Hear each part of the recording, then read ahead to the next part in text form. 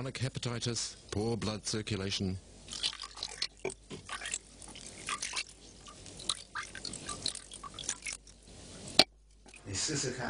Taste this. It's ant wine. It's good for you. Try some. 3 times a day, 1 glass at a time. For Mr. Lee, ants are black gold. He has made a fortune out of them. Today he has to go to the harvesters to select the best aromas.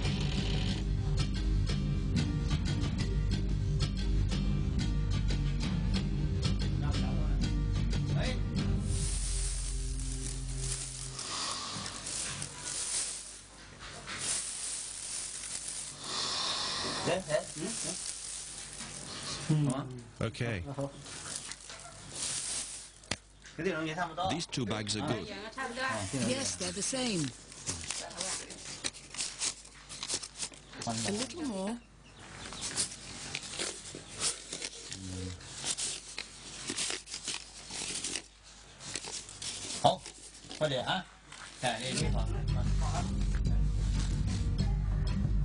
The Chinese are so taken with eating medicinal ants that Mr. Lee now has to obtain supplies from across the whole province, by bicycle, by boat and on foot, to keep his factory supplied.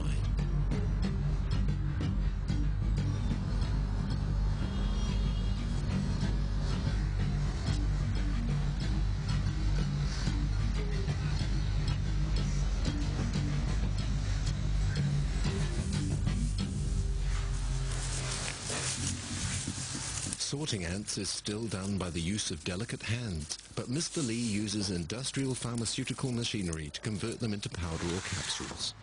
The ant is the strongest animal, according to scientists, pulling 400 times its own weight, compared to 4 times for the elephant. You must eat ants to increase your strength. In summer, the weaver ant lives in trees, and in winter, in damp soil, without ever contracting rheumatism. Ants are great against rheumatism. If Mr. Lee produces 70 tons of ant powder per year, his employees, too, work like ants. It is estimated that the sale of these insects by all the producers earns about $100 million per year.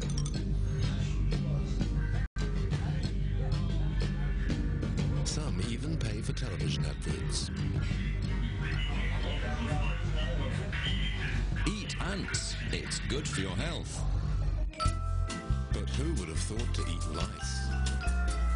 This man is a homeopath. He heals some illnesses with human lice. If the preparation of the drug is traditional, the ingredients may not be. But lice are not the only insects he uses in his potions. Ants, fleas and cockroaches are more common. Brazil has been using homeopathic medicine since the 17th century, but the use of Pediculus capitis hair lice in pills is rare. Pediculus capitis is used to care for psychological disorders affecting behavior, by analogy with the man-lice relationship. Nothing to do with the lice formerly used in France to cure jaundice. In bygone times, sufferers ate a slice of bread buttered with 3 lice. Prepara de uma medicação com o Pediculus capitis. Para preparar essa medicação, usa-se água destilada, álcool 70% alcohol, álcool a 20, 20% alcohol, lactose, and of course, the lice. But why be surprised by the consumption of lice? We swallow pollen, don't we?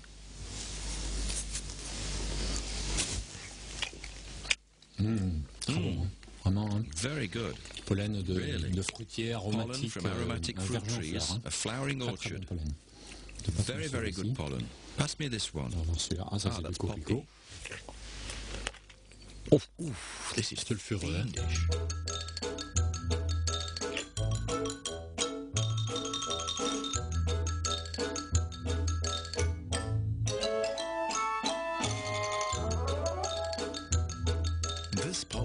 doctor, Mr. Percy Dessert, left his career as an agronomist to devote his time to the curative properties of fresh pollen collected in beehives. 1 kilo. 1 kilo 8. J'ai eu un gros problème pulmonaire qui m'a laissé dans un état de fatigue totale. Et c'est dans cet état de fatigue que j'ai consommé du pollen qui sortait de mes ruches.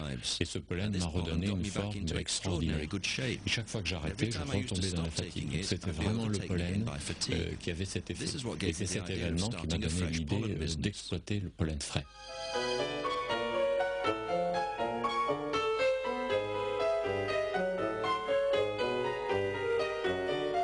Principally recommended for prostate and fatigue problems. It possesses 5 times more proteins than a steak, while containing precious trace elements, minerals, and numerous vitamins. Bees collect it with their legs and on the down that covers their bodies. They store it in specially designed pouches on their back legs, which would be the equivalent to man of carrying 2 25-kilo suitcases. Pollen is used as food for the larvae. It is richer in protein than the honey used by the adults, and it is also an excellent antibacterial. The pollen's virtues are perfectly preserved thanks to its very strong outer shell. Percy Dessert is a happy man. These laboratory tests are categoric. Upon contact with fresh pollen, bacteria multiply little or not at all. If pollen contains more proteins than a steak, who would imagine that the same might be true of flies? Julieta is a doctor and an insectivore. She is fighting for the recognition of the nutritive value of cooked flies, and she doesn't hesitate to eat them in biscuits or in a cornet. In Mexico alone, there are over 300 species of edible insects. Some dishes, a heritage from pre-Columbian times, are prepared from fly larvae, grilled in sauce or served as a salad. Los antiguos mexicanos consumían estas moscas porque les gustaban. Desgraciadamente, en la actualidad, los patrones alimentarios se están orientando hacia una comida tipo americano. Pero deben de saber que estas moscas tienen 50% más de proteínas y una digestibilidad 5 a 6 veces superior que las que hay. Además, son deliciosas. Yo estoy tratando de demostrar por esta razón que los insectos pueden ser una solución para combatir el hambre en el mundo. But people seem somewhat reticent, even if flies were already seen as a solution in the written records of pre-Columbian civilizations. According to some experts, a large part of the population will be unable to feed itself in 30 years. Paradoxically, insects abound around us and represent an unlimited reservoir of protein to counter malnutrition.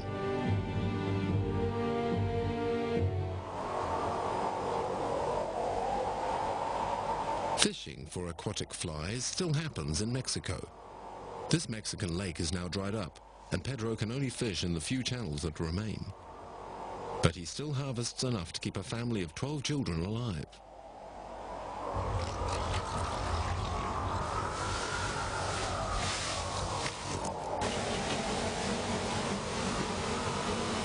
If the flies are less common in the little channels, they're abundant in the salty lakes. Aquatic flies are found in their millions on Lake Mono in the USA, very close to the Mexican frontier. They have abundant algae there to feed on, and very few predators.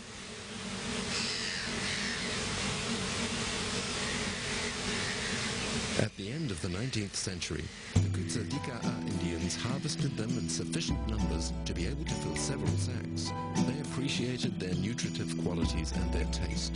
The first settlers called them the fly eaters.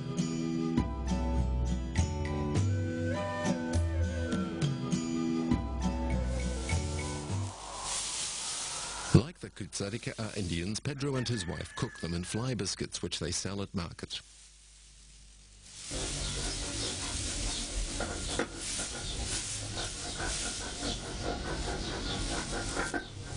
To preserve them, the flies are first dried out, then crushed finely with a mortar.